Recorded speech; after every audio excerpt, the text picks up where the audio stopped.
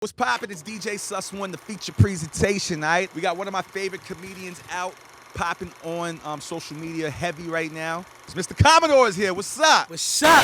When he posted that he got his hairline fixed. Now, I'm black and white, for those that don't know. My last name is Sussman because I have a Jewish last name, Sussman. That's where the sus comes from. I'm white and black, and I got curly hair, and I look Spanish. But there's two corners, there's two corners of my hair that he confirmed, Mr. Commodore confirmed that it might be receding. Yeah. I'm not sure. I have Billy the barber here actually from Brooklyn. He's here to cut my hair. He has never told me He's my here hairline to is cut what? He's never. He's here to shape me up. God damn it! I got a beard. Okay. Beards have hair. I don't know if you know this. He's here to cut my hair. Oh, okay. So apparently, to Mr. Commodore, my hair is receding. So I DM'd him and I asked him about the hairline thing. Yeah. I don't know if I'm gonna do it because that's when I feel I'm officially washed. Not saying you're washed. You don't think so? Never. It's okay, man. The chicks is out there getting they boobs, they tits, they ass. Everything is getting done. Like, it's okay for men to be like, you know what? I want a hairline. If you want hair, you go get the safari. You get the implants. Do what you like to do. They've been doing it for years, and we've been loving them. We at the strip clubs throwing racks at all the fake shit. But we can't go and get our fake hairline. I like comedy interviews, by the way. Yeah. The funny thing is when you said safari got the implants, I think girls is thinking about something else besides his hair. Pause. Pause. I was talking about the hair. So talk to me, my brother. What's good? I'm just working right now. Know what I'm saying? I got a nice play, the hottest play in the Bronx. We taking Broadway and we put it in the Bronx. It's called The Checklist, and I'm one of the major stars of it. And I'm Colin, and it's hot, and a lot of people don't know about it. So I came to talk about it and put people on because a lot of people haven't been really going out there to see things live. It's a romantic comedy play, right? Yes. All right, so we're going to talk about that. We're going to talk about that. But what I want to talk to you about, because I've been watching you for a long time, pause. Uh-huh. And I just interviewed Casanova, and I said the same thing. Yeah. It's hard for me to make a relationship work in this game, being in the industry I am in. Mm-hmm.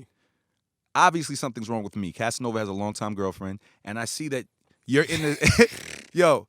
I've seen Commodore skits, great skits with girls in thongs. You've had some of my friends in there, like Kaylin Garcia. Shout to Kaylin. Kaylin, yeah. And your girl is supportive and is in the skits. And absolutely. I can't even, in my relationships in the past, I can't even go to a porn site and not get smacked directly in the face. Yes. Wait, how long you been with your girl? Well, I don't have a girl right now. This is that's the problem. why. Yes. Okay. So I want to know how you make it work. Like, how do you make a relationship work in this industry, and have all this energy around you, because this industry is surrounded by all sorts of sexual energy. Yeah. But your girl is supportive. She's very supportive, bro, and she's in the skits with you. I don't want to say because that sounds like I'm about to lie, but let me start by saying when I first started, it was 2011. Okay. This whole comedy thing. The ex, it was horrible. I was in the dark. It was no support. It was horrible. Like, anything I did, it was like, oh, you trying to get bitches. Oh, you trying to get bitches. Oh, you think you funny now. Trying to get bitches. Everything I was doing was trying to get bitches. It was like, you trying to fuck. You trying to fuck. Anything that came around me was trying to fuck. And we broke up. And we broke up, I had 3 years. 3 years of just being by myself. And when I had them 3 years, I created and I grew. I had space to grow now because there's nobody on top of me, behind me. And my comedy, my content, my craft grew. When I got with this girl, we've been together going on 3 years. She already knew what she was walking into. Because it was already, all right, Mr. Commodore is somewhat somebody. The internet knows who he is, and I know what he does because I watch his videos. She seen what I was doing. So when she came aboard, and we made this a relationship, made this understanding, she knew what she was getting into. Nice. So it wasn't really hard. It's like either you accept it or you don't. All right, I didn't give her an option. I met her at an audition. She's an actress. She was an upcoming actress. She wanted to chase her dreams. She wanted to do the same thing I'm doing. Okay. So it's like, this is what I'm doing. So she accepted your career. She doesn't stress you out about that. No. How long did it take her to accept the hairline before you Yo, you saw how I asked it seriously? Yeah. How long did it take So- her to accept the hairline before you got it repaired? Well, we had to sit down. And I was like, should I? She's like, I love you if you get it done or if you don't. It doesn't matter. I was like, I'm getting it done. You're fucking lying. I see how you look at me when my shit is crazy. So get it done. I got So, it Mr. done. Commodore, do you consider you are a respectable comedian on social media? Do you ever consider yourself before doing these funny skits like a comedian like how like the Dave Chappelle's are, the Eddie Murphys? Like, Yeah. would you do stand up? Have you done stand up? Actually, been doing stand up since Oh, see, yeah, this is 2012, knowledge I didn't have. 2011. I've been on tour with comedian Capone. Shout out to the gangster of comedy, comedian Capone. I actually did tour with him. He's my mentor. He taught me the business side of comedy. I opened up for Donnell Rawlins. Shout out to Ashley Oh Larry. shit, I didn't know this. I've been on shows with Smokey Suarez, Rob Stapleton, Omar the comedian. I've been on big stages. I've hosted King's Theater with Major Hype 2 years ago with Jess Hilarious, DC Young Fly. I have It's a resume. It's funny. I have a resume. People don't know because they don't come out to shows. Everybody just watches social media. It's funny you say this because I was just talking to my boy earlier today about we were actually specifically talking about black comedians Yeah. and who my favorites are, and I was saying that everybody says Richard Pryor is the greatest. Yeah. But for me, I don't know. When I watch Richard, I don't want to say he's not good. Of course, he's great. But for me, Eddie Murphy is the greatest. Yeah. I don't know if it's because that's my era. I don't know what it is. It's your era. That's your time. What Richard was talking about, back in the day, it wasn't much going on.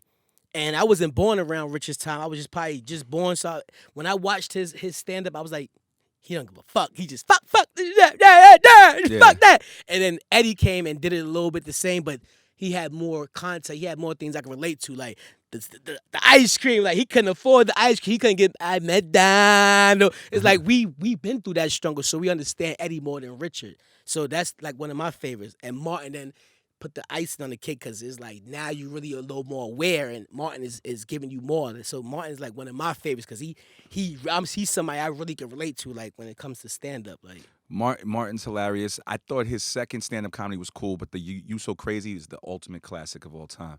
But that was one of the questions I wanted to ask you. So for you, who is your top 5 black comedians, not to separate it by race, but then I want to know who's your top 5 comedians, period, ever. So we have Eddie Murphy. You got Bernie Mac. You got Martin Lawrence, Dave Chappelle, Yes. and shit, it's hard. Pause. It's hard. The homo. Pause. Yeah, it's because there's a lot of them, man. There's a lot of them. I watch a lot of, but I don't really have a top 5. I really don't. So And then I besides like stand up and all, like Ben Stiller, Adam Sandler, I love to work with them guys. Like they're They hilarious. hilarious, like when it comes to movies and stuff, because I take comedy as comedy, off stage or on stage. I like period. George Carlin. I like Sam Kinison. Of course, I like Dave Chappelle and Chris Rock are like my Chris Rock. faves. Eddie Murphy's my all-time favorite. But please don't hate me for saying this because I think his energy is great. I love what he represents. I do think he's funny. What? No, I'm just saying. What's- he what- gets what? mad because it's like he thinks What's when I up? ever set it up like that, I'm about to say some crazy shit. But, and I'm not hating whatsoever. This is my opinion. Kevin Hart Kevin Hart. is the most popular, I think, to ever do it. Yeah, he's a rock star. He's like a rock star. He's not a comedian no more. He's a rock star. But to me, he's, well, I guess you just mentioned it because to me, he's not as funny as those guys, but he's bigger than those guys. Kevin Hart. Pause. Yeah, pause. Kevin Hart's first 2 specials, hilarious. I mean, the like guy, on the guy's level funny. of Eddie Murphy Raw, Dave Chappelle. I mean, Chris he's not, Rock, he's, Bring the he's Pain. not them. He's Kevin Hart, and that's why. true. You know what I'm saying? You can't compare. He's Kevin Hart. Is he in your top 5 or 10? He's in my top 10. Okay. You know what I'm saying? I can say it's a time I watched Kevin Hart, I was like, this is gonna make me go forward. Because when I was getting into comedy seriously, I was watching Paper Soldiers, and nobody knew who the hell Sean was. If you watch Paper Soldiers, throwback, you know what I'm saying? Rockefeller film by Dame Dash. It's like Kevin Hart started his career right there. I was like, remember. this dude is gonna go far. I watched Paper Soldiers, I was like, Kevin Hart, this dude, I said Sean. I was like, Sean is funny. This dude is about to blow. And that was Kevin Hart. And I don't think a lot of people even saw that because a lot of people don't support you until you at the top. So not a lot of people won't even know who Sean is or what a Paper Soldiers is. So for people who are watching you and know you from the gram but don't really know you personally, where are you from? Where do you rep? I'm from Spanish Harlem. Yes. Spanish Harlem. My mom's Puerto Rican. My By the way, father's people black. watching this from all over the place, that's in New York. Yeah, New York, Manhattan, Spanish Harlem. That's from 96 to 110th. Yes. Yeah, that's where I'm from. And Word. where do you see yourself? Like, what's the ultimate dream? What's the ultimate, career path that you see yourself being in the next 5 years? Making the funniest movies. So you want to be in the movies. You want to act. I haven't seen nothing funny. I haven't seen nothing in a long time, like since Friday. Like I haven't went to the movies with my boys. Like, yo, that was crazy. And I think the theaters need that. I think box office needs that again. Like I'm glad you're here. We haven't seen that. Where is it at? When the last time y'all been to the theater? Like, yo, Friday, the rush, when we walked out, like, nah, that's crazy. I'm about to go back and see that again. Like, I'm gonna go back with a whole new set of friends. Like, like I'm going back to the theater because that was funny, and we need that. I'm We glad don't you're have saying this that. because I want to ask you a question because we're from the same era. And by the way, I think the last movie I saw that was hilarious was Hangover 1 for me. I don't even know what year that was. But anyway, Yeah. they're making Coming to America 2. Do you think it could have the same energy whatsoever as part 1? Do you think it should even be done? They shouldn't call it Coming to America Part 2. I mean, is Eddie Murphy involved? Yes, all the It's actors, all of them. Yes, but we're in a different era where they're not the same. They don't even have the same personalities that they once were. Everything has changed. Yeah. We shall see. I mean, if I'm in it, it'd probably be funnier. But hey, Say holla that. at me, Eddie. Exactly. If y'all want it to be funny, y'all should holla at the people that's funny. That's gonna make it funny. I hope y'all don't use the same people that's older now, because Arsenio Hall got booed When? lately at the April Fool's show. I didn't know that. Yeah, he went on stage and got booed very bad. man. Because his comedy was bad? His comedy. He's funny on camera though. Arsenio Hall, I give it up. When I Yeah. first saw the Coming to America, but on stage, They also announced a few days ago, which people have been asking them for years, that they're doing, Ice Cube confirmed that they're doing another Friday movie. Now, I'm hoping they bring Chris Tucker finally. I asked Cube once when I interviewed him a while ago, and he said he was working on it. Do you think that they can bring that same energy back from the original Friday if they bring Chris Tucker back? Because he's a different person now, if too. Chris Tucker, if they pay him enough to curse, because he doesn't curse no more, isn't he clean? Yeah, exactly. He's clean. It's not gonna work. Get a new Chris Tucker.